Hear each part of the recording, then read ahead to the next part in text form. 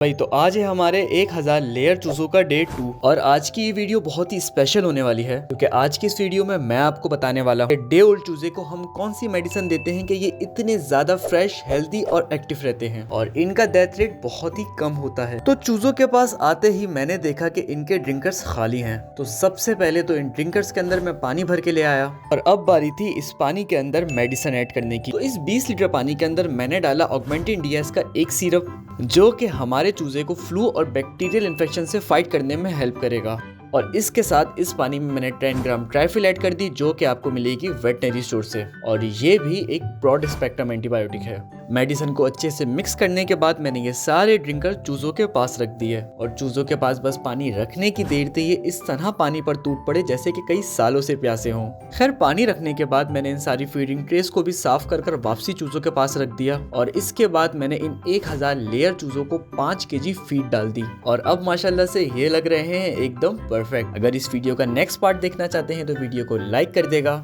और next video किस topic पर चाहते हैं कमेंट में मुझे जरूर बताएगा। साथ ही अगर आप हमसे पोल्ट्री फार्मिंग सीखना चाहते हैं तो हमारा फार्मिंग का कोर्स भी बाय कर सकते हैं जिसकी फीस है 2500 कोर्स की मजीद डिटेल के लिए आप हमारे टीम के व्हाट्सएप नंबर पर मैसेज कर सकते हैं।